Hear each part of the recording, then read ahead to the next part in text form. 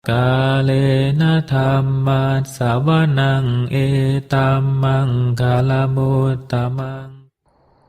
Part 20. Judul buku Bunga Rampai Ceramah Dhamma Retret Intensif Meditasi Satipatthana oleh Sayadaw U. Jatila di ISMC Bakom, Indonesia 1 Maret sampai 7 April 2020.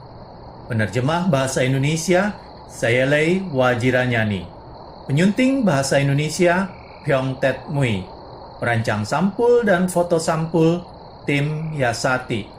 Cetakan pertama Oktober 2022. Hak cipta. Copyright 2022 Yayasan Satipatthana Indonesia. Yasati. Penerbit Yayasan Satipatthana Indonesia. Layanan pembaca Indonesia Satipatthana Meditation Center ISMC Jakarta, Jalan Nusaraya Blok AA1 Nomor 1, Citra 1 Extension, Kalideres, Jakarta Barat, Indonesia. Indonesia Satipatthana Meditation Center ISMC Bakom, Dusun Baru Limus, Kampung Bakom, Kelurahan Cikancana, Kecamatan Sukaresmi, Kabupaten Cianjur, Puncak, Jawa Barat, Indonesia. Buku ini tidak diperjualbelikan untuk dipersembahkan sebagai dana dhamma dari meditator dan umat Yasati dalam maupun luar negeri. Pada video part 20 ini, saya akan membacakan bagian 20 atau bab 20 dari buku ini, yaitu pengamatan pada 4 kebenaran mulia. Baiklah, kita mulai.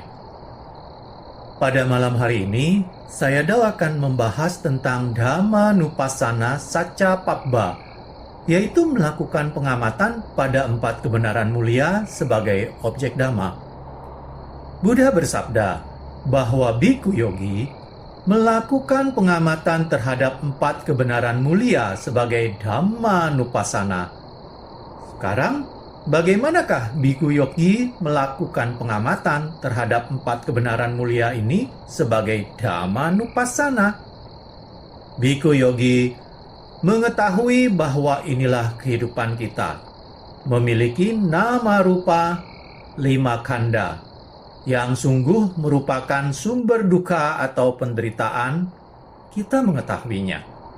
Penyebab dari duka ini adalah tanha atau kerinduan. Kita mengetahuinya. Kemudian nibbana adalah untuk mengatasi keseluruhan penderitaan.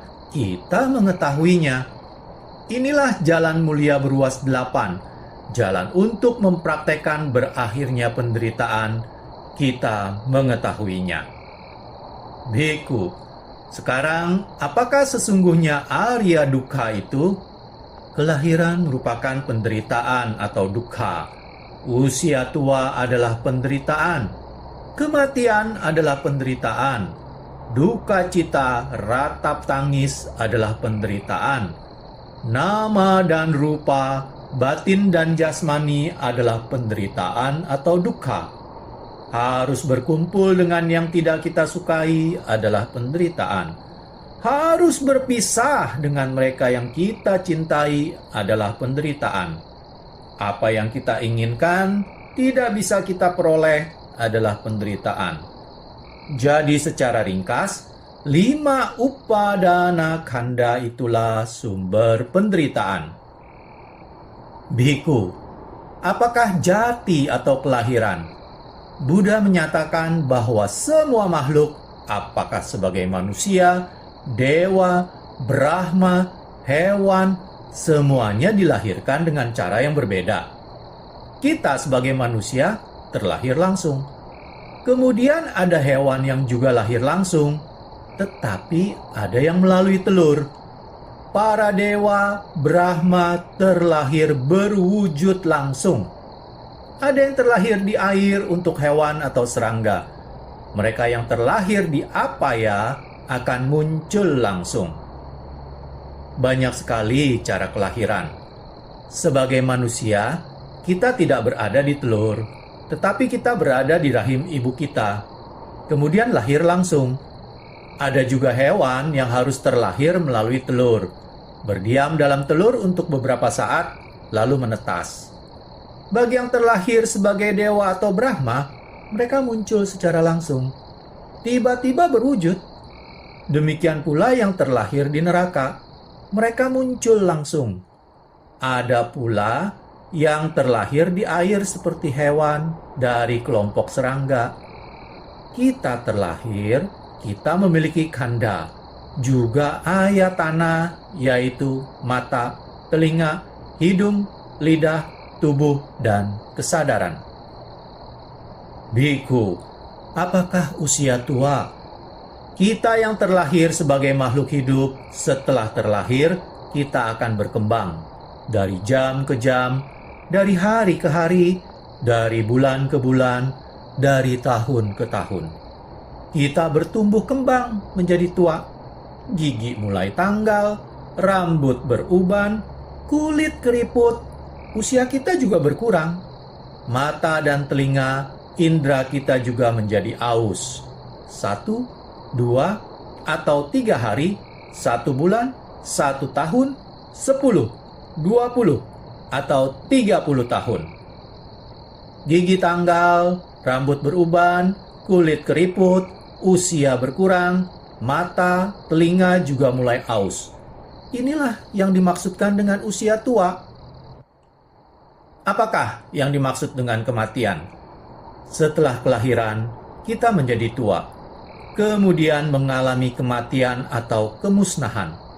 Tidak ada lagi khandha, karena tubuh ini setelah kematian dibakar, diperabukan, dikebumikan, atau dibuang ke lautan. Kehidupan ini berakhir, batin juga berakhir. Ketika kita meninggal, tubuh diperabukan, dikebumikan, dibuang ke laut, kita tidak memiliki khandha lagi.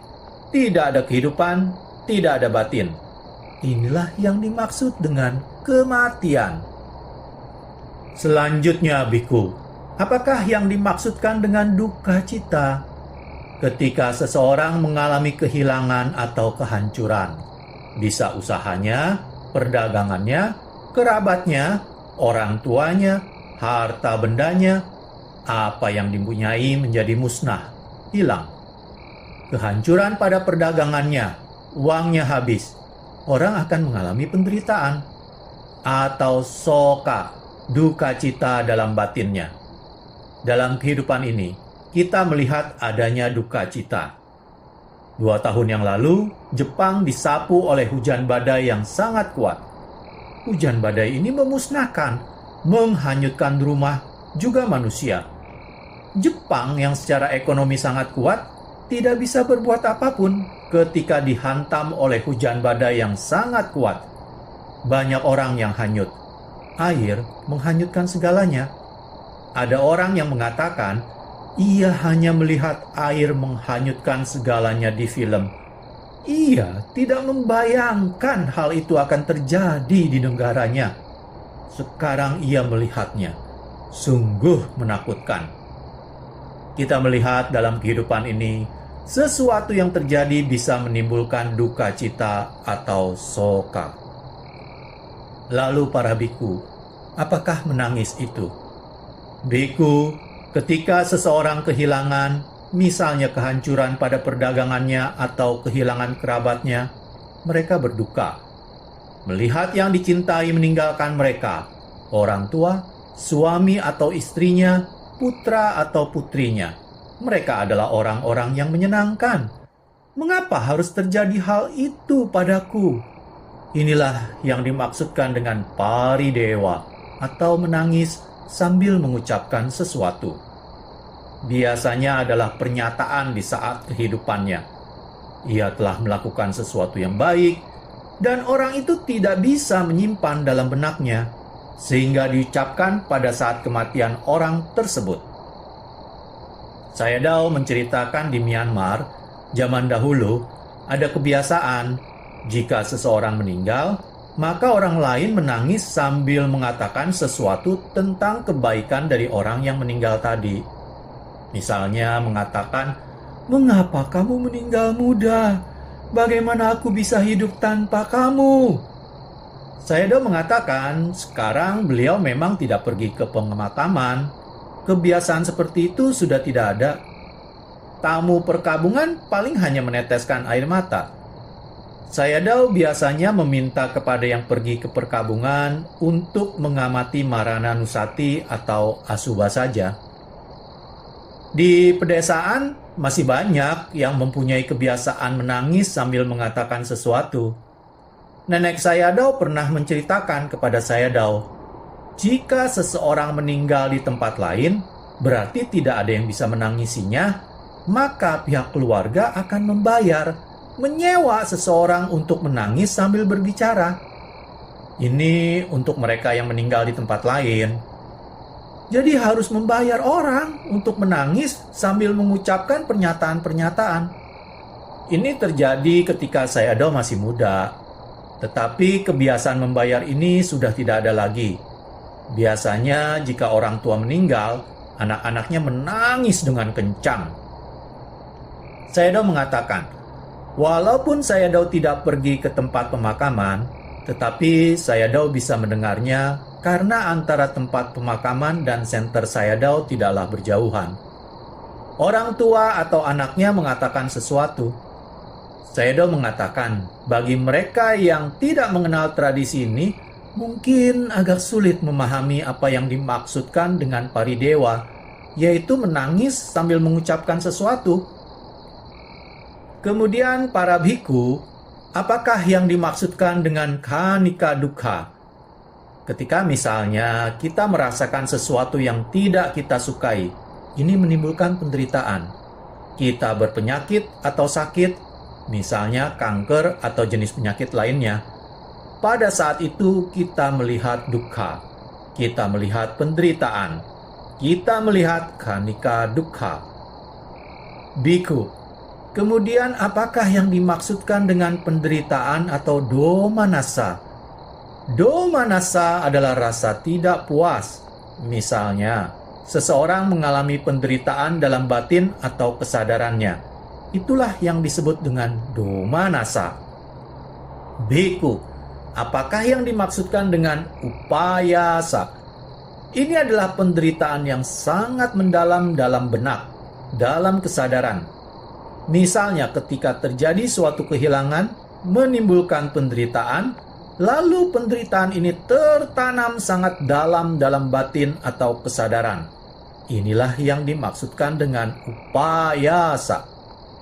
Bhikkhu, apakah yang dimaksudkan dengan penderitaan yang berhubungan dengan orang yang tidak Anda sukai atau tidak bersepaham dengan Anda? Anda tidak menyukai seseorang. Anda tidak puas terhadap orang itu. Kemudian Anda melihatnya, atau mendengar suara atau mencium apa yang tidak Anda maui. Yang terjadi karena aku salah. Misalnya, mereka harus tetap tinggal bersama dua orang yang tidak saling menyukai. Mereka terpaksa harus tinggal bersama. Misalnya antara orang tua dan anak-anaknya. Mereka ada ketidaksepahaman. Tetapi karena hubungan kekerabatan, mereka tidak bisa berpisah. Mereka harus tinggal bersama. Lalu misalnya, Anda tidak menyukai suara tertentu, dan Anda harus mendengarnya.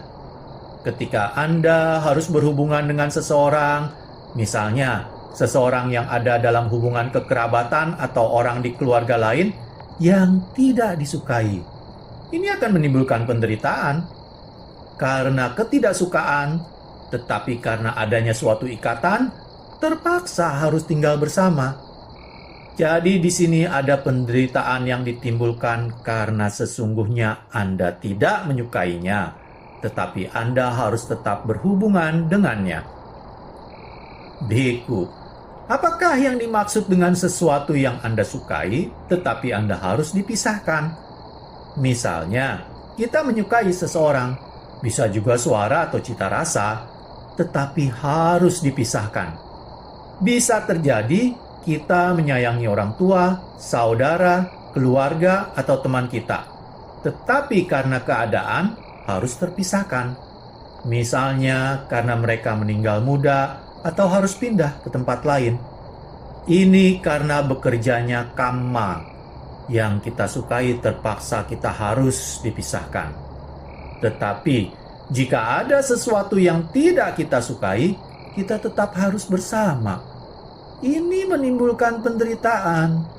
Lalu yang kita sukai, yang kita sayangi, harus dipisahkan. Ini juga menimbulkan penderitaan. Biku, apa yang Anda inginkan tetapi tidak bisa Anda peroleh? Ini adalah penderitaan yang terjadi karena kita memiliki kilesa. Karena kita memiliki kilesa adalah jamak kalau kita masih memiliki kelahiran kembali. Kemudian kita berharap supaya kita tidak menjadi tua. Tetapi ini tidak bisa. Lalu berharap tidak sakit, itu pun tidak bisa. Berharap tidak meninggal juga tidak bisa. Ini menimbulkan duka cita dan ratap tangis. Kita tidak bisa berharap apapun. Kalau kita bisa berharap, maka kita bisa mengharapkan banyak hal. Semuanya ini bekerja sesuai dengan hukum kamma. Kita mengetahui hal itu. Andai pun ingin meninggal, kalau tidak sesuai dengan kammanya, tidak bisa terjadi. Ingin kaya, tetapi belum tentu juga bisa kaya. Anda lihat dalam kehidupan ini, mereka yang hidupnya miskin, tetapi memiliki usia yang sangat panjang. Mereka yang kaya, tetapi usianya pendek. Sayadaw menceritakan, ketika beliau berusia 7 tahun, salah seorang Sayadawji di tempat kampung halaman Sayadaw meninggal. Pada waktu itu ada kebiasaan, jika seorang Sayadawji wafat, maka akan mengundang suatu pertunjukan drama. Ulangi, maka akan mengundang suatu pertunjukan drama. Pertunjukan ini berhubungan dengan ajaran Buddha. Dalam drama itu diceritakan ada seorang miskin, sudah miskin, jelek lagi. Ia tidak ingin bertahan hidup, ia ingin meninggal. Ia meratap mengatakan ia ingin meninggal. Tolong panggil saya tidak mau menjalani kehidupan ini, karena saya miskin, saya jelek. Pada saat itu, muncul Maranadhama, digambarkan sebagai orang dengan senjata. Orang itu mengatakan, "Kamu tidak bisa meninggal sekarang." Si miskin mengatakan, "Saya miskin, saya jelek, saya mau meninggal." Maranadhama mengatakan, "Tidak bisa, kamu harus tetap hidup." Lalu diceritakan di drama itu, pada suatu hari ia mendapatkan keberuntungan. Ia bisa berusaha dan mendapatkan banyak uang. Akhirnya, ia memiliki banyak uang dan bertemu dengan seorang wanita. Wanita itu juga jatuh cinta padanya. Kemudian mereka menikah. Akhirnya, si miskin yang dulu miskin lupa tentang keinginannya untuk meninggal karena ia sudah memiliki istri dan banyak uang. Orang yang dulu minta meninggal, sekarang ia tidak mau meninggal. Lalu Maranadhama mengatakan bahwa kamu sekarang harus meninggal. Tetapi orang yang dulu miskin itu menolak. Ia mengatakan ia tetap ingin tinggal. Dan Maranadhama mengatakan tidak bisa. Jadi kita bisa melihat orang kadang-kadang ingin melanjutkan kehidupannya tetapi tidak bisa. Yang ingin meninggal pun juga belum tentu bisa. Kita meyakini bekerjanya hukum kamma, maka semuanya akan jadi baik-baik saja. Anda akan bisa hidup dengan lebih damai, lebih tenang. Jadi, secara ringkas, para biku, 5 kanda inilah yang menimbulkan penderitaan. Sadhu, sadhu, sadhu. Demikianlah, selesai sudah saya membacakan bagian 20 atau bab 20 dari buku ini, yaitu pengamatan pada 4 kebenaran mulia. Pada video part selanjutnya, video part 21, saya akan mulai membacakan bab 21 atau bagian 21 dari buku ini, yaitu Tanha. Terima kasih. เลนะธัมมัสสวนังเอตัมมังคลมุตตมัง